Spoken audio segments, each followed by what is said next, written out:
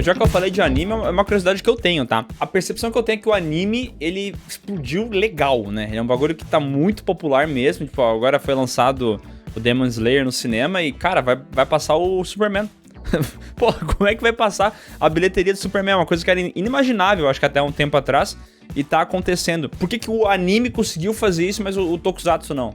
Tokusatsu. Eu tenho uma teoria, porque é o seguinte, a galera que começou a ver, começou a assistir com Cavaleiros do Zodíaco, com certeza. Tem muitos animes que passaram antes no Brasil, muitos mesmo, mas o Cavaleiros foi o grande boom, vamos colocar dessa forma. Uhum. Quando o Cavaleiros explodiu, ele pegou uma geração, uma vez mais, TV aberta. E essa geração, hoje, a nossa geração, não sei qual a idade de vocês, mas a minha geração, eu assisti a estreia dos Cavaleiros na TV. Então essa geração hoje adulta já consegue pagar os seus próprios boletinhos, sua própria entrada no cinema, que é caríssimo, que é um bilhetinho para entrar no cinema e uma pipoca.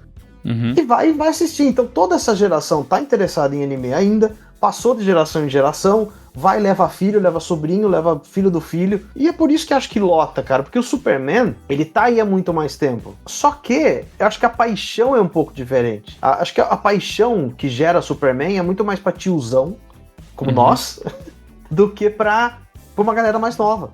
Assim como, por exemplo, o pessoal mais novo hoje, que tá acompanhando o Kamen Rider, não tem o mínimo interesse em assistir as séries da Manchete. Porque é um outro timing, é outra vibe, é outro tipo de roteiro, é muito mais lento, é outra maneira de contar a história. Dan, você acha que algum desses personagens de Tokusatsu, tipo, migrando pra animação, assim, você acha que dá um bom...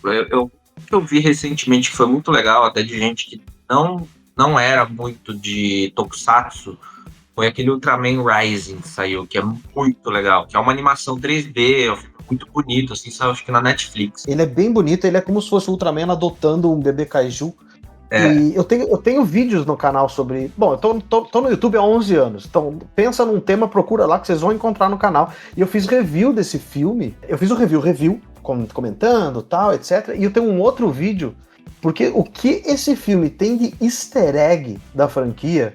Tem muito, muito, muito com letra maiúscula, muito easter egg. Eu fiz um pente fino de todo esse filme. Tem uma outra animação do Ultraman na Netflix, que é o Ultraman, que é baseado no mangá de 2011. A animação saiu em 2019. São 3 temporadas que encurtaram toda a história do mangá, que ainda acontece. Tá bem bonito, bem na vibe Homem de Ferro, que saiu muito naquela onda da vibe. Deixa eu fazer uma pergunta pra vocês. Vocês estavam falando aí sobre que tem muita coisa hoje em dia e tudo mais. E o cara que quer começar hoje em dia, a pessoa que quer começar hoje a assistir Tokusatsu, por onde ela inicia? Porque eu acho que, por exemplo, vocês falaram de animes, tem algumas opções que vão ser mencionadas, né? Inclusive bem populares aí. Vai ter o Naruto, vai ter algumas outras. Mas e o Tokusatsu? Por onde que começa em 2025? Olha, temos essas opções que eu já tinha comentado. Tem Ultraman no canal oficial. Tem Ultraman para assistir séries completas toda sexta-feira à noite. Todo fim de semana tem estreia de episódio novo. Em português, com legendas em português e qualidade absurda. Tá? Qualidade como tem que ser. Tem vários episódios e é curioso porque é o seguinte, no episódio da vez, como o Ultraman é uma franquia muito longeva, desde 1966, tem muitos anos, tem muita referência pra colocar, e Ultraman brinca muito com referência. Então quando a gente vai assistir o episódio, vamos supor que o episódio que saiu essa semana tem um monstro que já apareceu em 1900 e bolinha. Então a própria Tsuburaya, nessa semana, a Tsuburaya que é a produtora que libera o Ultraman, a própria Tsuburaya, essa semana que liberou esse episódio, que faz referência, ou que traz algum monstro que já apareceu em 1900 e sei lá quando, 80, vai colocar esse mesmo episódio, disponibilizar online no canal dela, para que você acompanhe essa referência. Eu entendi a referência. Olha como eles alimentam, como eles brincam com os fãs, como eles presenteiam os fãs. Então tem muito Ultraman para ver no YouTube de forma oficial. É muito bom. Como eu disse, a Amazon Prime tem bastante coisa. E o mais atual, que é o que tá rolando agora, Ultraman Z. Se você quer entrar agora no universo, voltar a ver Ultraman Z. Como ele tá abrindo para expansão global, ele tá usando muito de traquejos do cinema americano também. Qual que é o plot do Ultraman Z? Ele é um cara que luta no mundo dos sonhos. Então ele é muito azarado enquanto tá acordado. Só que quando ele dorme, ele luta contra pesadelos. Só que em algum momento, esses pesadelos saem dos sonhos e vêm pro mundo real. Porque quem tá sonhando, vamos supor, alguém não gosta do PeeWee Cast. E aí tem alguém sonhando que vai matar vocês, que vai acabar com vocês. Vai se arrepender, Pee-wee! Eu acho que é um cara fã de Tokusatsu que tá Aquele, sonhando isso aí, aquele tá? povo Não do quer dizer nada. podcast, o povo que escutou aquele podcast, tá muito, muito enfesado com vocês. Esse sonho deles é um monstro que vai atacar vocês. Esse monstro se torna realidade. E é tudo baseado em agente secreto, 007 e essas coisas. Então tem muita dessas referências. A origem, né? Como é que chama do Leonardo DiCaprio? Inception, filme? né? Inception. Tem isso lá também. Então eles vão puxando essas referências e fazendo esse produto final. Então tem muito consumo de produto americano, colocando um pouquinho aí nesse roteiro. Então é uma série boa pra começar. Porque você vai pegar algo que não vai ser tão discrepante do que você tá acostumado, porque eu acho que a grande barreira é ver a estrutura de roteiro, a maneira como eles apresentam é diferente de uma série da Marvel. Né? É totalmente diferente. Por mais que tenha a sua relação. Assim como você vai pegar um filme... eu vou assistir um Godzilla. Pô, mas é um monstro destruindo do prédio. Se você não tá acompanhando, você não tá acostumado com o Godzilla, a primeira coisa que vem na tua cabeça, que tosco. Uhum. Que coisa Sim. feia, um cara fantasiado, destruído, pisando no... E eu costumo falar que o Godzilla ele não é ruim, ele tá só passando. Só que tem uma cidade embaixo dele, fazer o Só que quê? infelizmente ele é muito grande, né? O que ele vai fazer, né? Infelizmente é uma ponte na frente dele. Às vezes ele é até herói, às vezes ele até luta contra outro alien, outra É isso. monstro. Ô Dan, tu que é um cara que é um entusiasta, então, tu tem algum que tu tá assistindo atualmente, além de Godzilla, alguma série realmente de Tokusatsu? Ou tu prefere focar no Godzilla Série? sozinho? Não, então, eu revejo às vezes, eu tava até revendo o Black Kamen Rider também, mas até que chama a atenção, eu vi o Shin Kamen Rider Prime, achei muito legal, que é um filme que ele inclusive o diretor desse filme é o Hideaki Anno, que é o cara que fez Evangelion. Evangelion, Fez o Shin Godzilla também, que é provavelmente o meu Godzilla favorito aí dos últimos anos. E ele fez um filme do Kamen Rider que tem algumas referências também muito legais, mas que tem uma estética legal, porque ele tem todo o estilão de Tokusatsu, só que ele tem gore, assim, tipo, ele tá lá lutando, aquela câmera de Tokusatsu, os caras...